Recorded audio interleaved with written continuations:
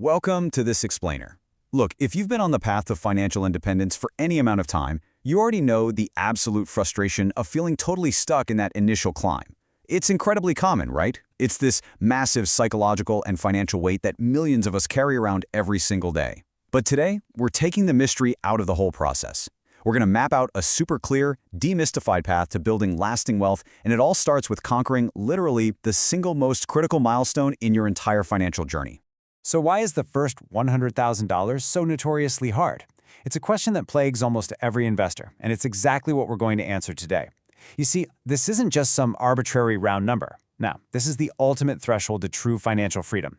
Pretty much every self-made millionaire will tell you that scraping together that first 6 figures in invested wealth is notoriously, painstakingly more difficult than making the next 900,000 combined. Crazy, right? But why exactly is that initial upward climb so incredibly steep and exhausting? Well, the legendary investor Charlie Munger summed it up perfectly. He said, the first $100,000 is a bitch, but you got to do it. And, Munger, along with Warren Buffett, notoriously stressed this specific milestone for a really good reason. It's because the absolute magic of compounding, that invisible force that actually builds massive generational wealth, it really only ignites after you've built a meaningful investment base. Until you hit that critical mass, honestly, you're doing all the heavy lifting yourself through your own sweat and savings.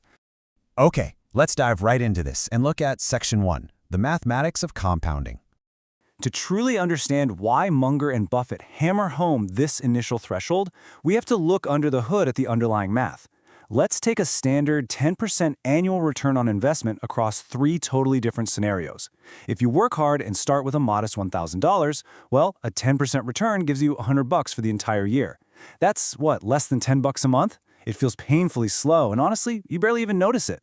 Now bump that up to $10,000, you get $1,000 back. It's better for sure, but it still isn't exactly life-changing. But think about hitting $100,000. That exact same 10% return generates $10,000 in a single year. Suddenly, your money is literally earning a working-class part-time salary all by itself while you sleep. The percentage returns are completely identical, but the actual dollar gains dramatically different. This is exactly why the beginning stages of investing feel like you're just spinning your wheels. And what's really interesting here is how this dynamic proves that time in the market is actually your greatest ally. Think about person A, who starts investing a modest amount consistently at age 22, and compare them to person B, who waits until age 35 to finally get serious, maybe even throwing in way larger amounts of cash to try and catch up. Because person A allowed their money to compound over those extra 13 years, person B almost never catches up to them in total wealth. There's no way around it. The math categorically proves that time in the market beats larger, later investments every single time. It makes a totally undeniable case to just start immediately, no matter how small your starting amount might be. Which brings us to Section 2, why most never reach it. So if the math is so crystal clear and the reward is that great, why do so few people actually cross the finish line? Well, breaking down the top 5 wealth traps pretty much reveals the answer. Lifestyle inflation is a massive one. You know the drill.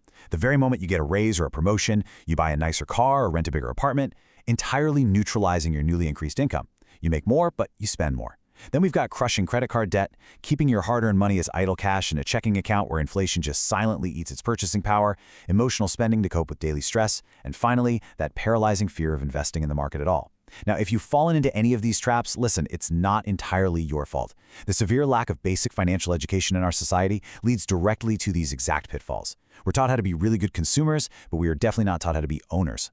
To break out of these traps, you have to fundamentally distinguish between good debt and bad debt. Bad debt is exactly what keeps people broke. It's borrowing money to buy liabilities that drop in value the literal second you buy them.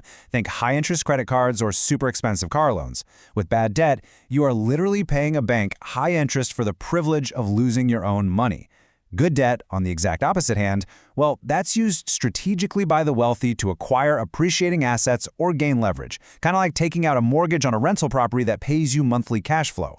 Bad debt locks you in a cycle, whereas good debt, when managed carefully, can actually be utilized to build some serious wealth. All right, let's turn things around with Section 3, the roadmap to your first 100K.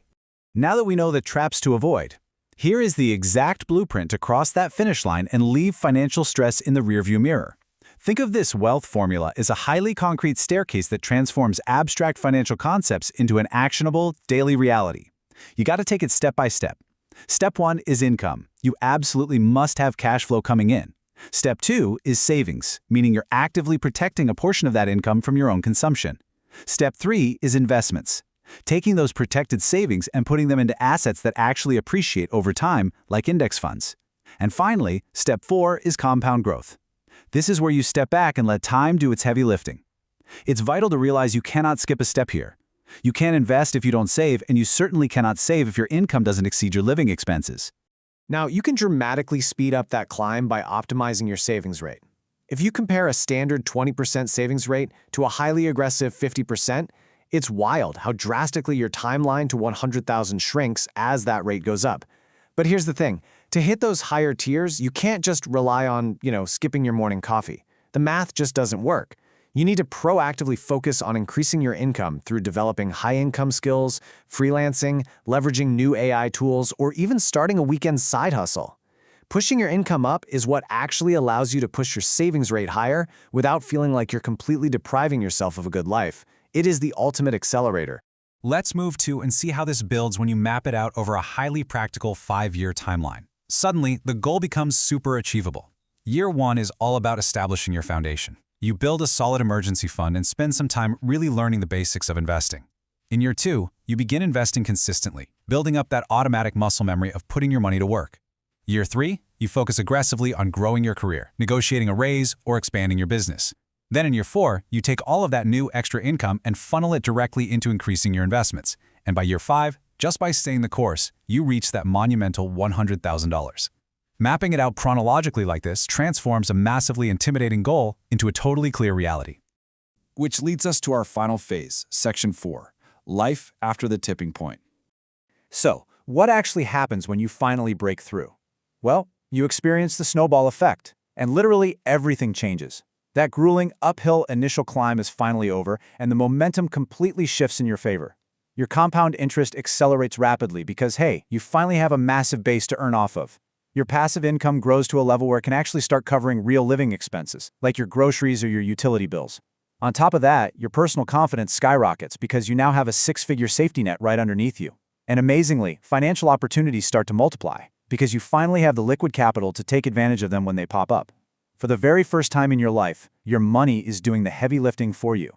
But reaching this milestone isn't just about the actual cash sitting in your brokerage account. It's really about cementing those core millionaire habits. Things like reading daily, tracking your expenses meticulously, investing automatically so you don't even have to think about it, ignoring all that chaotic market noise on social media, practicing delayed gratification, and continuously learning.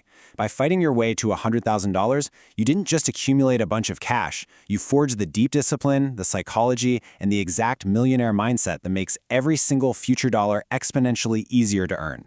$100,000. I really want you to think about that number and burn it into your mind. It is not just a digit on a screen. It emphatically represents the definitive turning point from a life of daily financial friction to a life of true, lasting financial independence. Once you cross this specific line, the gravitational pull of financial stress is permanently broken. So I'm going to leave you with this final thought as we wrap up this explainer. What will you change today to start your journey? Seriously, will you sit down and track your expenses tonight? Will you finally open that automated brokerage account? The path to your first $100,000 and ultimately your financial freedom starts with a single deliberate choice. Make that choice today.